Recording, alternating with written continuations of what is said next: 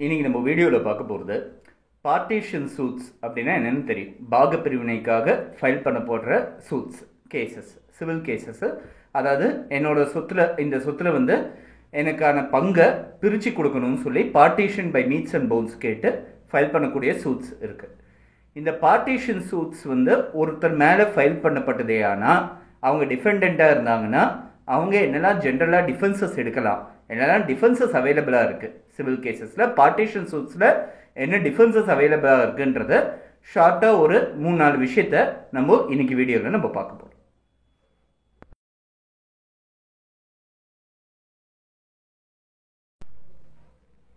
First partition சூட்ஸுன்றது வந்து நம்ம பார்த்தோம்னா ஒரு அன்டிவைடட் இன்ட்ரெஸ்ட், ஒருத்தருக்கு பிரிவுபடாத ஒரு பாத்தியதை ஒரு சொத்துல இருக்கு அப்படின்னா அந்த சொத்தை பிரித்து கொடுக்க சொல்லி கேட்டு கேஸ் ஃபைல் பண்ணுறதுக்கான வாய்ப்புகள் இருக்குது.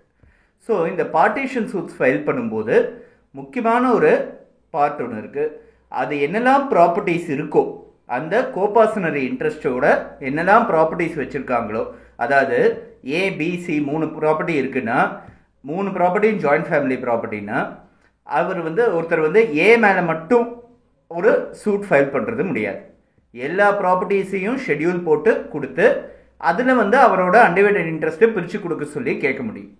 ஸோ இது வந்து அந்த அன்டிவைடட் இன்ட்ரெஸ்ட்டை பிரித்து கொடுக்க சொல்லி கேட்குறது வந்து எல்லா ப்ராப்பர்ட்டிஸையும் அரே பண்ண வேண்டியது அவசியம். So suit for partial partition is not maintainable. இது வந்து ஒரு முக்கியமான ஸ்டாண்டர்ட் டிஃபென்ஸ். அதாவது ஒரு பகுதி ப்ராப்பர்ட்டியோட சூட் பார்ட்டிஷனுக்காக மட்டும் கேட்டு ஒரு சூட் ஒன்று ஃபைல் பண்ணப்பட்டால் அது மெயின்டைனபிள் கிடையாது. சப்போஸிங் ஒருத்தருக்கு வந்து ஒரு ஃப்ளாட் ஒன்று அண்ணா நகரில் இருக்குது, ஒரு லேண்ட்ஸ் ஒன்று அவர் சொந்த ஊரில் இருக்குது. சே சப்போஸிங் திருநெல்வேலியில் கொஞ்சம் லேண்ட்ஸ் இருக்குது, ஒரு ஃப்ளாட் ஒன்று அண்ணா நகரில் இருக்குது, ஒரு அது தவிர ஒரு பர்டிகுலர் எஸ்டேட் வந்து ஒன்று ஈசிஆரில் இருக்குதுன்னு வச்சுக்கோங்க. ஸோ இந்த 3 ப்ராப்பர்ட்டி இருக்குது. இவர் இறந்து போய்டுறாரு, அவரோட வாரிசுகளான 2 பசங்க இருக்கு, 2 பையன் இருக்காங்க அப்படின்னு 2 மகன் இருக்காங்கன்னு வச்சுக்கோங்க. 2 பேரும் அவங்களுக்கு நடுவில் ஒரு பார்ட்டிஷன் சூட் ஃபைல் பண்ணுறாங்கன்னா 3 ப்ராப்பர்ட்டியும் சேர்க்கணும். ஒரு ப்ராப்பர்ட்டி மேலே மட்டும் பார்ட்டிஷன் சூட் ஃபைல் பண்ண முடியாது. Suit for partial partition is not maintainable. இது நிறைய கேசஸில் சொல்லப்பட்டிருக்கு. இது நிறைய விதத்தில் வந்து கர்நாடகா ஹைகோர்ட்டோட டிவிஷன் பெஞ்சும் சரி, கர்நாடகா ஹைகோர்ட்டும் சரி, நிறைய கேசஸில் திரும்பி ரீஐட்ரேட் பண்ணியிருக்கு. இது தவிர வந்து நம்ம மெட்ராஸ் ஹைகோர்ட்லேயும் சரி, சுப்ரீம் கோர்ட்லேயும் சரி, இந்த பர்டிகுலர் டிஃபென்ஸை வந்து ரொம்ப ஸ்டாண்டர்டாக ஏற்றப்பட்டிருக்கு. ரெண்டாவது டிஃபென்ஸ் ப்ளீ ஆஃப் அவுஸ்டர் அப்படின்னு ஒன்று இருக்குது. அதாவது இவங்க ஒதுக்கி வைக்கப்பட்டவங்க அப்படின்ற ஒரு ப்ளீ. அதை கொஞ்சம் புரியிற மாதிரி சொல்லணும்னா ஃபஸ்ட்டு இதுக்கு புரிஞ்சிக்க வேண்டிய ஒரு கான்செப்ட் என்னென்னா அட்வர்ஸ் பொசிஷன். அட்வர்ஸ் பொசிஷனை பற்றி ஏற்கனவே ஒரு வீடியோவில் நான் சொல்லியிருக்கேன். அட்வர்ஸ் பொசிஷன்னு ஒன்று இருக்குது. அதாவது ஒருத்தர் ஒரு ப்ராப்பர்ட்டியில் ஓப்பன் பீஸ்ஃபுல் கண்டினியூஸ் அன்இன்டரப்டட் பொசிஷனில் 12 வருஷமாக அந்த ஓனருக்கு எதிராக அவர் வந்து அந்த பொசிஷனில் இருந்தாரே ஆனால் அவர் அந்த ப்ராப்பர்ட்டியோட ஓனர் ஆயிடுறாரு அப்படின்னு சொல்லிட்டு 3 விஷயம் இருக்குது இங்கே. நெக் வி, நெக் கிளாம், நெக் ப்ரிகாரியோ. அதாவது இது அட்வர்ஸ் பொசிஷன் வீடியோவில் நான் டீட்டெயிலாக சொல்லியிருக்கேன். இப்போது ஷார்ட்டாக நான் இங்கே சொல்லியிருக்கேன். நெக் வீனா நாட் பை ஃபோர்ஸ். அதாவது அவங்க வந்து இந்த ப்ராப்பர்ட்டியோட பொசிஷனில் இருக்கிறது வந்து ஃபோர்ஸ்ஃபுல்லாக கிடையாது. அவங்களே வந்து இருக்காங்க, வாலண்டரியாக வந்து இருக்காங்க. அவங்க வந்து ஓனரை வெளியே தள்ளிவிட்டு ஃபிசிக்கல் ஃபோர்ஸோ இல்லை வேற எதனா விதமான ஃபோர்ஸஸ் யூஸ் பண்ணி அவங்க அந்த ப்ராப்பர்ட்டியோட பொசிஷனில் இல்லை. அது ஒரு விஷயம். நெக் வி. நெக் கிளாம் சீக்ரெட். அதாவது இந்த வீட்டில் பை சீக்ரெசி பகிரங்கமாக இருக்காரு, சீக்ரெட்டாக இல்லை அப்படின்னு அர்த்தம். ரெண்டாவது நெக் ப்ரிகாரியோ. மூணாவது அதாவது அகெயின்ஸ்ட் ஓனர், ஹாஸ்டைலாக அகெயின்ஸ்ட் ஓனராக இருக்காரு. அதாவது அவரோட ஓனரோட பர்மிஷன் வாங்கி 12 வருஷம் அவர் அந்த வீட்டில் இல்லை, ஏதான ஒரு விதத்தில் பர்மிஷனே வாங்காமல் ஓனர் அனுமதிக்காமல் ஒரு சொத்தில் இருக்காரு அப்படின்னா இந்த 3 இன்க்ரீடியன்ஸ் இருந்ததுன்னா அட்வர்ஸ் பொசிஷன்னு பேர். அதாவது ஒருத்தர் ஒரு ப்ராப்பர்ட்டியில் வந்து இன்னொருத்தர் ஏ வந்து பியோட ப்ராப்பர்ட்டியில் பிக்கு தெரிஞ்சு பி வந்து எந்த விதமான அவரை வெளியேற்றத்துக்காக எந்த விதமான முயற்சியும் எடுக்காமல் பகிரங்கமாக ஏ வந்து பியோட சொத்துல வந்து 12 வருஷம் கண்டினியூஸாக இருந்து இந்த 12 வருஷத்துலேயும் பி வந்து எந்த விதமான கேஸோ இல்லை ப்ரொசீடிங்ஸோ அவர் மேலே இனிஷியேட் பண்ணாமல் அப்படியே விட்டுட்டாருன்னா 12 வருஷத்துக்கு மேலே அவர் இந்த வீடை எனக்கு தான் சொந்தம், அவரை வெளியே போக சொல்லுங்க அப்படின்னு கேஸ் ஃபைல் பண்ண முடியாது. இதுதான் அட்வர்ஸ் பொசஷன்ன்ற கான்செப்ட்.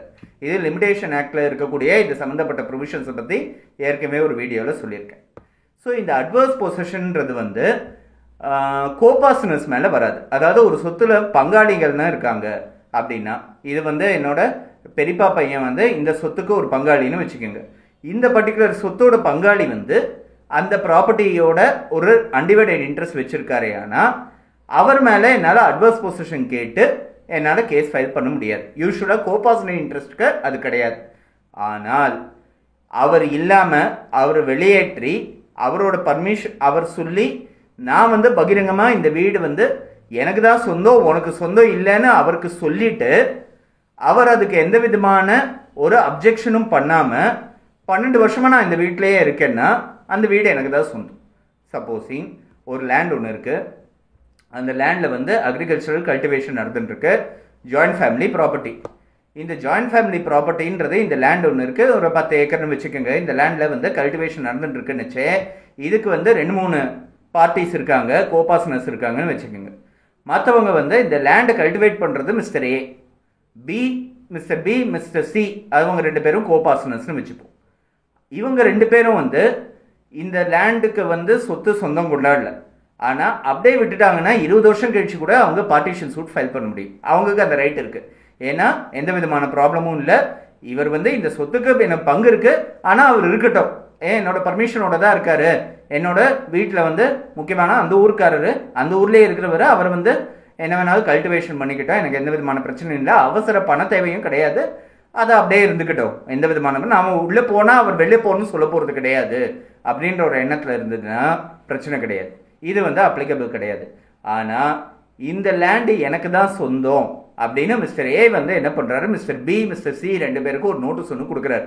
கடைசி காலத்தில் எனக்கு தான் சொந்தம், நீங்கள் 2 பேரும் உள்ளே வரக்கூடாது அப்படின்னு சொல்லி நம்மளோட அப்பா வந்து ஒரு வார்த்தை சொல்லிட்டு ஒரு கூர்ச்சீட் எழுதி வச்சுட்டோ இல்லை ஒரு உயில் ஒன்று எழுதி வச்சுட்டு இறந்து போயிட்டாரு அப்படின்னு சொல்லி இவர் 2 பேருக்கும் நோட்டீஸ் அனுப்புகிறாங்க. இது நோட்டீஸ் அனுப்பிச்சு 12 வருஷத்துக்கு எந்த விதமான அப்ஜெக்ஷனும் மிஸ்டர் பியோ மிஸ்டர் சியோ பண்ணலை. 12 வருஷமா பகிரங்கமாக இவர் தான் இந்த லேண்டோட ஓனர்னு சொல்லிக்கிட்டு இவர் வந்து நிலத்துலேருந்து வர சாகுபடியெலாம் வந்து அவர் விற்று காசாக்கி அவர் வந்து அனுபவிச்சுட்டு வராரு அப்படின்ற சூழ்நிலையில் அந்த இடம் வந்து மிஸ்டர் ஏக்கு தான் சொந்தம். இது வந்து பிளீ ஆஃப் ஹவுஸ்ட், அதாவது பகிரங்கமாக அட்வர்ஸ் பொசிஷன் மூலமாக, அதாவது கோபார்ட்னர்ஸ் மேலே வரக்கூடிய அட்வர்ஸ் பொசிஷன். எப்போ வந்து அவர் அவுஸ்ட் பண்ணப்பட்டிருக்காங்களோ, அவுஸ்ட்னா வெளியேற்றப்பட்டிருக்காங்களோ இமீடியட்டாக அவங்களுக்கு வந்து அந்த கோபார்ட்னர் ரைட்டு போக அவங்க கேஸ் போடணுன்ற ஒரு கடமை ஒன்று வந்துடுது. 12 வருஷமாக எந்த விதமான கேஸும் ஃபைல் பண்ணல அப்படின்னா ஆட்டோமேட்டிக்காக அட்வர்ஸ் பொசிஷன் டிஃபென்ஸ் வந்து அந்த லேண்டில் இருக்கிறவங்க பொசிஷனில் இருக்கிறவங்களுக்கு வந்துடுது. பிளீ ஆஃப் ஹவுஸ்டர்னு பேர். இது வந்து ரொம்ப ஒரு வீக் டிஃபென்ஸ், ரொம்ப காமனாக எடுக்காத ஒரு டிஃபென்ஸ். இது வந்து பார்ட்டிஷன் சூட்ஸில் எடுக்காத டிஃபென்ஸ். கமெண்ட் செக்ஷனில் கூட ஒருத்தர் கேட்டிருக்காரு, பிளீ ஆஃப் ஹவுஸ்டர்னா என்ன சிவில் ப்ரொசீஜரில் அப்படின்னு கேட்டிருக்காரு. 2 பாயிண்ட் ஆஃப் வியூ இருக்குது. இது பார்ட்டிஷன் சூட்ஸில் வரக்கூடிய டிஃபென்சஸில் இருக்கக்கூடிய பிளீ ஆஃப் ஹவுஸ்டர். இது தவிர ஹவுஸ்டர் ஆஸ் டு ஜூரிஸ்டிக்ஷன் அப்படின்னு ஒன்று இருக்குது. அதை பற்றி நம்ம இன்னொரு வீடியோவில் பார்ப்போம். ஸோ இந்த மாதிரி இந்த டிஃபென்ஸ் வந்து ரொம்ப ஒரு வீக்கான ஒரு டிஃபென்ஸ். ஆனால் it must be prove to the hilt.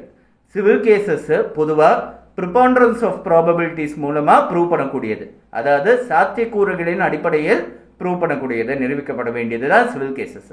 ஆனால் இந்த பிளீ ஆஃப் ஹவுஸ்டரை ப்ரூவ் பண்ணணும்னா டு த ஹில்ட் ப்ரூவ் பண்ணணும், சாத்தியக்கூறுகளின் அடிப்படையில் கிடையாது. It must be prove to the hilt. இவர் பகிரங்கமாக அவங்களோட அனுமதி தேவைப்படாமல் அவங்களுக்கு அகெயின்ஸ்டா அந்த சொத்தை வந்து இத்தனை வருஷமா ஆண்டு அனுபவிச்சுட்டு வராங்கன்னு சொல்லி டு த ஹில்ட் ப்ரூவ் பண்ணணுமே தவிர்த்து இவங்களுக்கு எந்த விதமான ப்ரிபாண்டரன்ஸ் ஆஃப் ப்ராபபிலிட்டிஸ் பேஸ் பண்ணி பிளீ ஆஃப் ஹவுஸ்டரோட டிஃபென்ஸை கோர்ட் வந்து அக்செப்ட் பண்ணாது. அது வந்து தெரிஞ்சுக்க வேண்டியது. ஸோ இது 2வது டிஃபென்ஸ் ஒரு பார்ட்டிஷன் சூட்டில்.